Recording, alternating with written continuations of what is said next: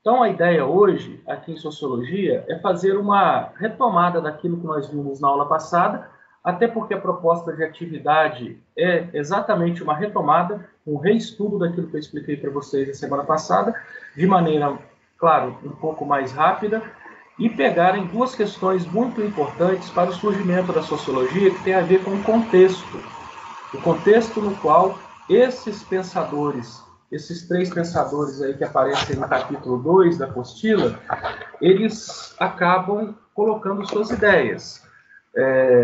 O Emile Durkheim, o Karl Marx e o Max Weber. O contexto que eu digo é o que está lá na página 27 da apostila, principalmente no que diz respeito ao iluminismo, que é o pensamento que vai moldar as práticas tanto da Revolução Francesa quanto da Revolução Industrial. Lembrando que no caso da Revolução Francesa, no aspecto político, e da Revolução Industrial, no aspecto econômico.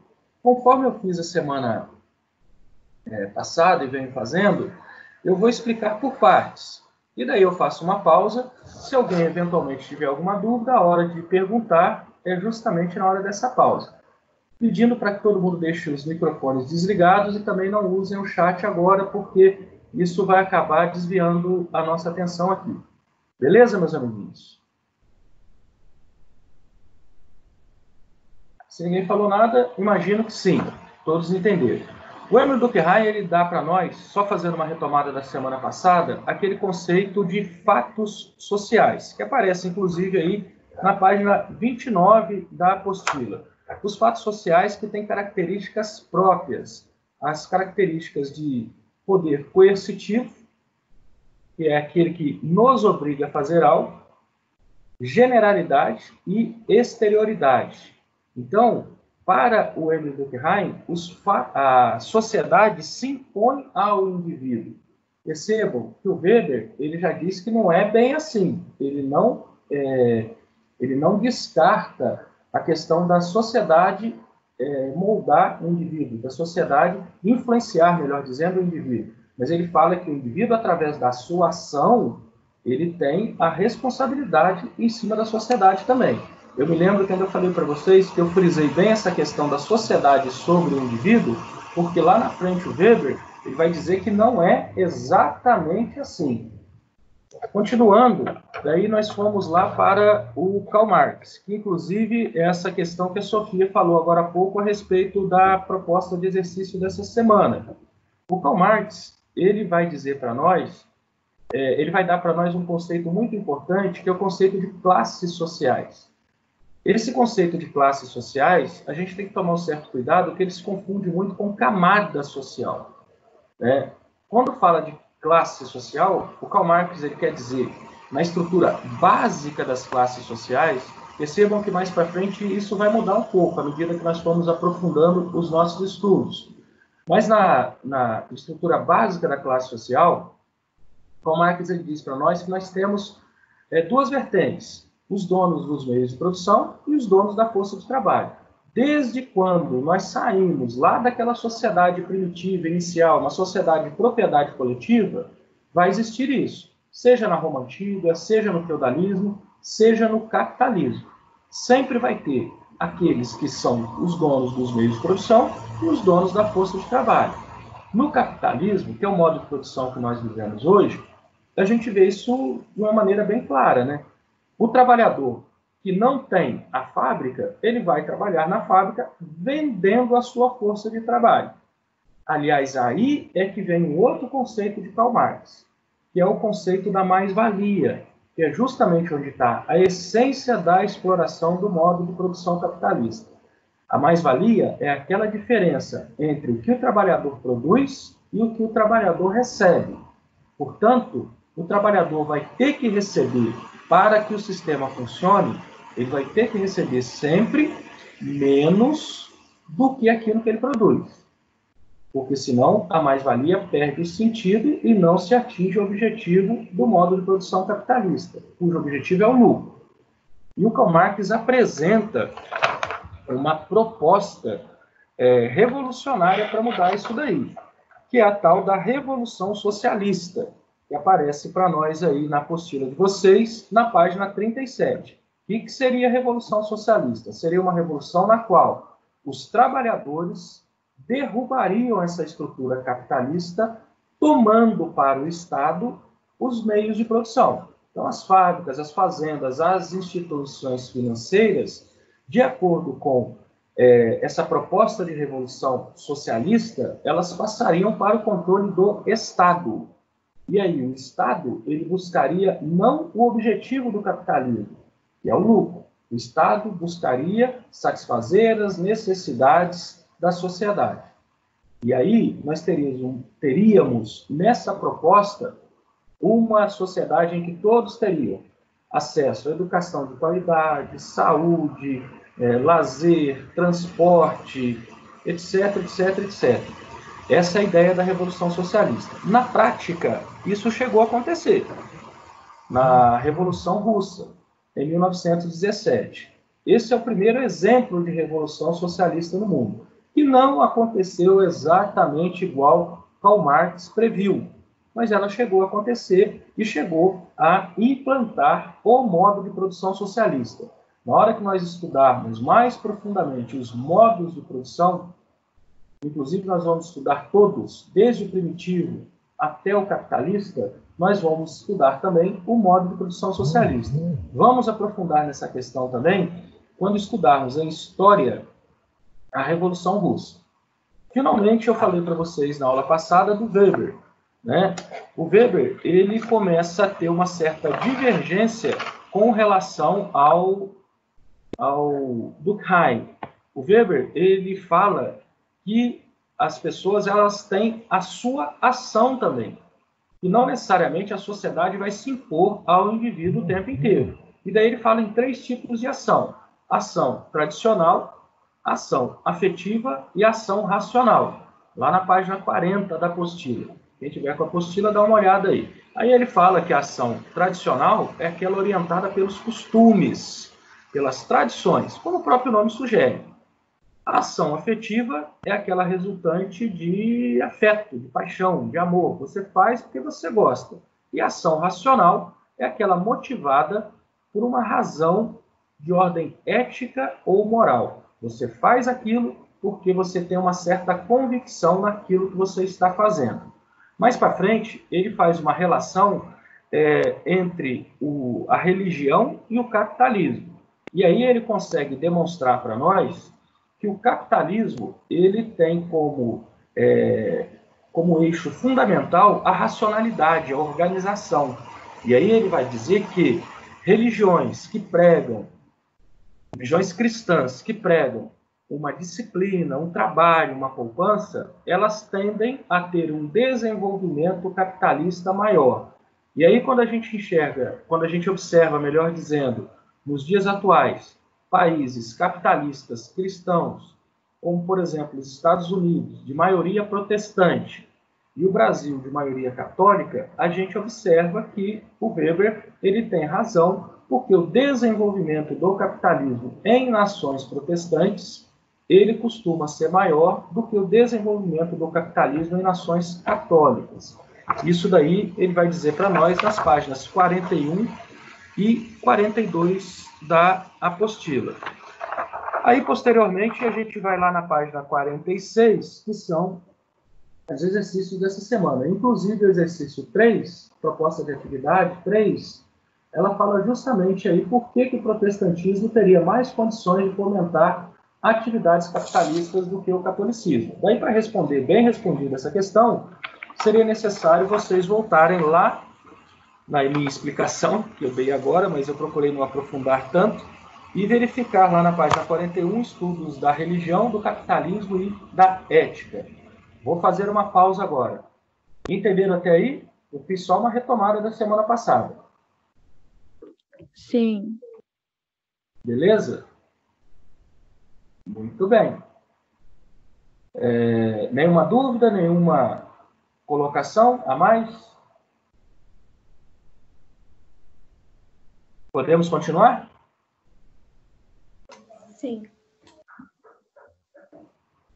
Então tá bom. Flávio, entendeu tudo, Flávio? Lógico. Opa, então você está prestando atenção. Beleza. Lucas, entendeu também, Lucas?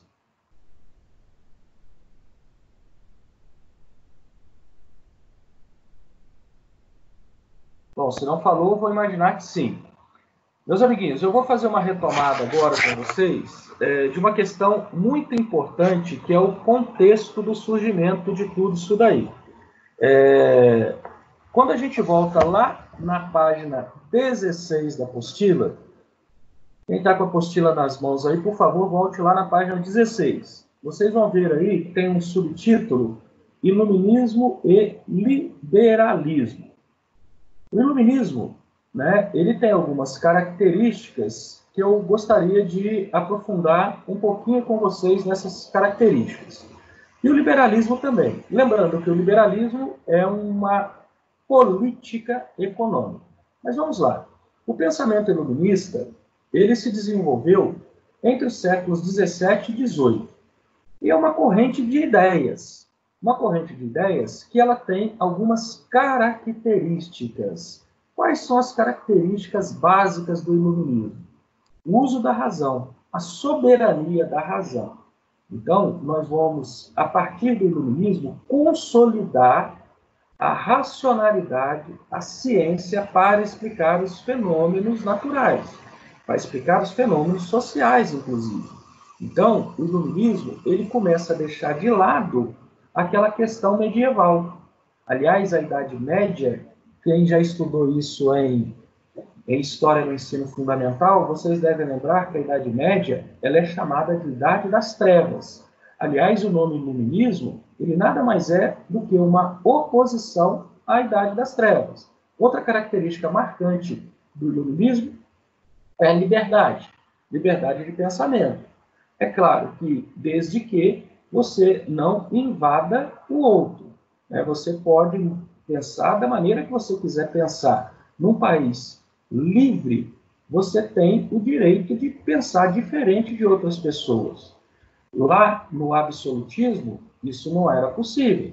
Então, o iluminismo, ele está, por assim dizer, também fazendo uma oposição, uma crítica ao pensamento absolutista e também ao pensamento da Igreja Católica, que moldava, inclusive, o pensamento das pessoas. O que não significa dizer que é uma ruptura religiosa.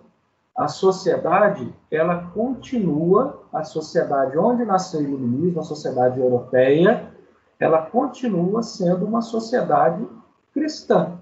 Ela não deixou de acreditar em Deus. Ela apenas vai usar a religião para explicar questões religiosas. E a ciência, a razão, para explicar assuntos científicos. Portanto, uma característica marcante é a aceitação do pensamento científico como sendo o mais importante. E, finalmente, uma outra característica é a defesa do Estado constitucional. O que viria a ser a defesa do Estado constitucional? É aquele Estado que ele é baseado numa Constituição, uma flagrante oposição ao absolutismo. O absolutismo monárquico, daí é que vem aquela importante revolução que aparece para nós lá no contexto, no início do capítulo 2, que é a Revolução Francesa. A Revolução Francesa ela surge justamente dessa necessidade de transformar a monarquia absolutista na França em monarquia constitucional. Então o povo vai às ruas, derruba a Bastilha. O marco inicial da Revolução Francesa é justamente a queda da Bastilha, a prisão da Bastilha.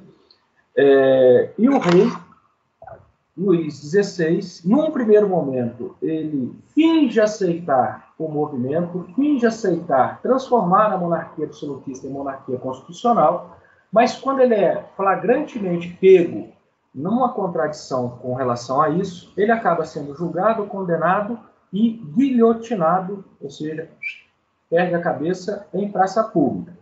Outra questão muito importante no campo político do iluminismo é a questão da divisão dos poderes, proposta por Montesquieu, que são aqueles 3 poderes que nós vivemos dentro dessa organização até hoje. São os poderes legislativo, executivo e judiciário. Lembrando que são poderes independentes com atribuições devidas, que muitas vezes a gente acaba fazendo uma certa confusão com relação a isso daí. Mas é muito importante dizer que cada um tem a sua função. O executivo, como o próprio nome sugere, executa dentro das leis. O legislativo é o poder que faz as leis. E o judiciário é aquele poder que julga de acordo com as leis. Uma outra coisa muito importante que aparece aí na apostila de vocês é a questão da enciclopédia. Percebam que a enciclopédia, ela nada mais é do que uma reunião de todo o conhecimento que existia até então. E aí, na apostila de vocês, tem inclusive uma imagem aí da enciclopédia. Isso aí foi uma ideia de dois pensadores iluministas, que foi o Diderot e o D'Alembert. A ideia era colocar todo o conhecimento científico em um só lugar. Então, a enciclopédia, ela também, por assim dizer, é uma forma de contestar o absolutismo monárquico e a própria Igreja Católica. Por quê? Porque ela está colocando conhecimento científico e está propondo também uma organização de poder diferente daquela do absolutismo monárquico. Uma organização de poder baseada numa lei maior, que é, melhor dizendo, a Constituição. Percebam que a enciclopédia, no início, ela chegou a ser proibida na França. Tá? Logo que ela foi publicada, as autoridades francesas da época, tanto religiosas quanto políticas, acabaram proibindo a enciclopédia. Daí, um tempo depois da Revolução, ela acaba sendo disseminada. Uma outra coisa muito importante é o liberalismo econômico. O liberalismo econômico, ele também é um pensamento iluminista, porém, um pensamento de uma política econômica. E aí tem destaque um nome, que é o nome do Adam Smith, chamado pai do liberalismo econômico. Inclusive, lá na página 18 da apostila, aparece aí o Adam Smith. O liberalismo econômico é aquela corrente de pensamento econômico que prevê o estado mínimo, a não intervenção do Estado na economia. Essa corrente de pensamento político-econômico, ela vai vigorar como única, praticamente um dogma, praticamente uma verdade religiosa, olha só, hein? Praticamente um dogma, até a quebra da Bolsa de Valores de Nova York em 1929.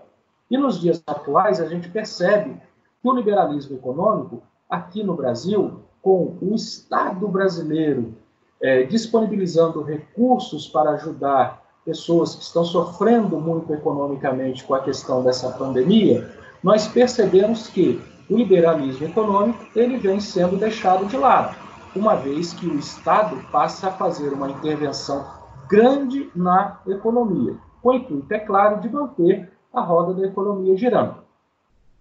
Vou fazer uma pausa. Dúvidas, meus amiguinhos?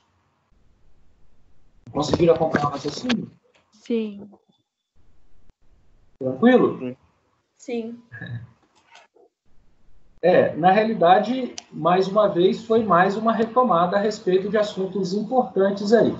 Esses assuntos precisam estar bem consolidados, tanto de iluminismo, liberalismo econômico, porque são assuntos que vocês vão ver que tanto em sociologia quanto em história, eles vão ser muito recorrentes.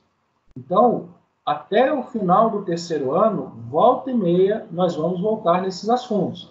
Então, eles precisam estar bem assimilados por todos, porque na hora que falar em iluminismo, todo mundo já tem que ter uma visão assim, um tanto quanto concreta da coisa, porque senão a gente fica assim meio que perdido. Então, é muito importante estar todo mundo bem antenado com relação a essas questões. Portanto, se alguém tiver alguma dúvida, né, a hora de se manifestar é agora. Nenhuma dúvida? Beleza? Podemos continuar? Sim. Então tá bom. Bom, a outra revolução importante é a Revolução Industrial. A Revolução Industrial, ela acontece na Inglaterra. O pioneirismo inglês, ele é justificável. A Inglaterra, ela já tinha, antes de qualquer outro país do mundo, as condições políticas para tal. Então, essa questão de uma monarquia constitucional que a França só vai conseguir bem para frente, a Inglaterra já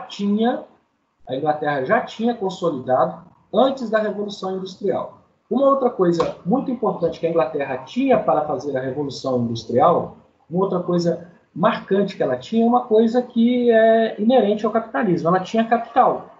O que é capital? É tudo aquilo que eu emprego no capitalismo com o objetivo de ter lucro. Quando a gente pergunta numa sala de aula o que é capital, os alunos comumente respondem: capital é dinheiro.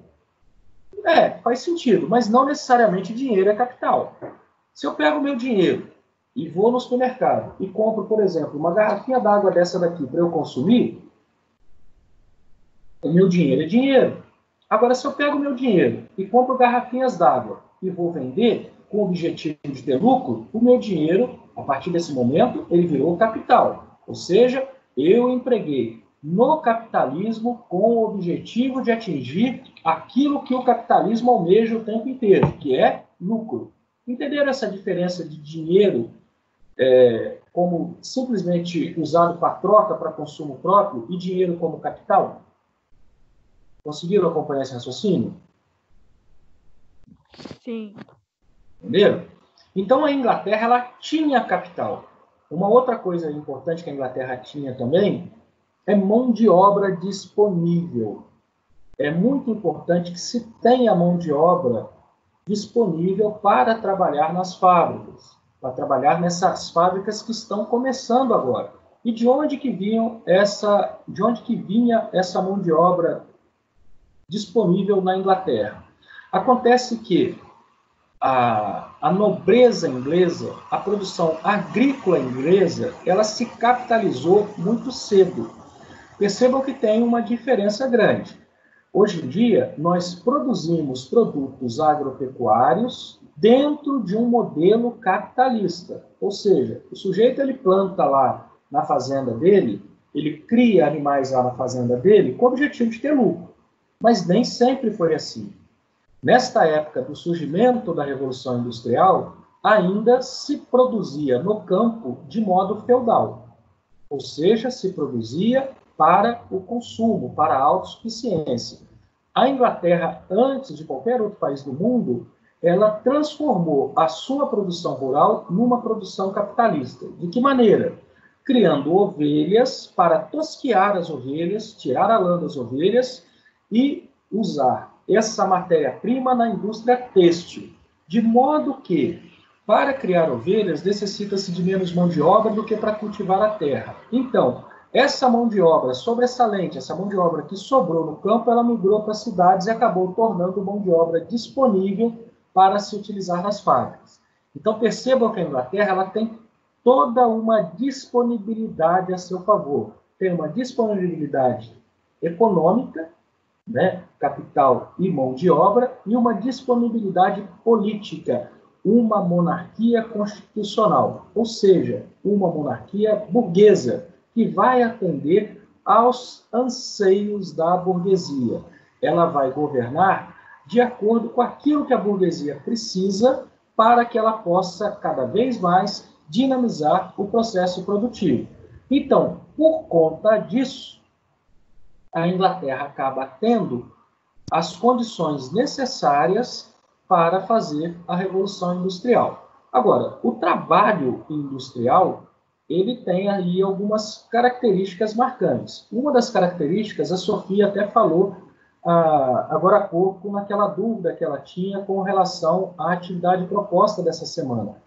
Uma das características marcantes é a alienação do trabalhador do processo produtivo. Por quê? Porque o trabalhador ele passa a realizar uma tarefa muito específica.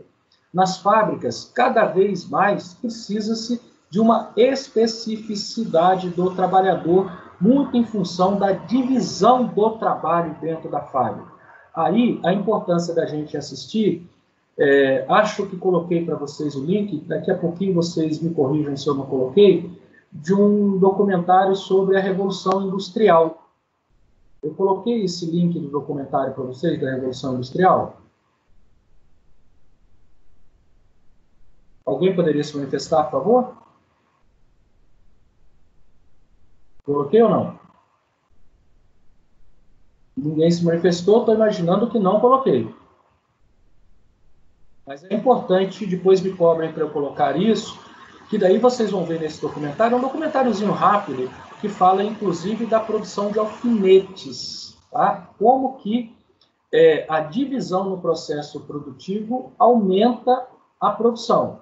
O problema é que isso vai causar alienação do trabalhador. Ele, como ele está numa parte muito específica, ele não compreende o todo. Uma outra característica marcante é a jornada de trabalho, né? A jornada de trabalho é muito disciplinada e longa. Hoje nós temos leis trabalhistas que regulamentam isso, mas no começo as jornadas de trabalho chegavam até 16 horas. E outra característica marcante, né? Além dessa longa jornada, ausência de leis trabalhistas, são os baixos salários e também o emprego de mão de obra das mais variadas possíveis. Mão de obra masculina, a essência do início da fábrica é isso, mas também a mão de obra feminina e infantil. Muitos empresários, inclusive, optam pela mão de obra feminina e infantil, muito em função dos baixos salários que são aceitos por esse segmento. Tanto as mulheres como as crianças, qualquer esmola que desse, eles topavam trabalhar. Então, a Revolução Industrial ela tem um marco muito grande por todo esse contexto que eu expliquei para vocês e para nós da sociologia, porque ela, além de tudo isso, ela dá aquela mudança na balança de uma sociedade com mais pessoas no meio urbano e menos pessoas no meio rural. Cada vez mais o meio urbano pesa em relação ao meio rural. Até a Revolução Industrial sempre foi o contrário. Mais gente na zona rural e menos gente na zona urbana. A partir da Revolução Industrial é que a balança vira. Entenderam até aí, meus amiguinhos? Alguma dúvida?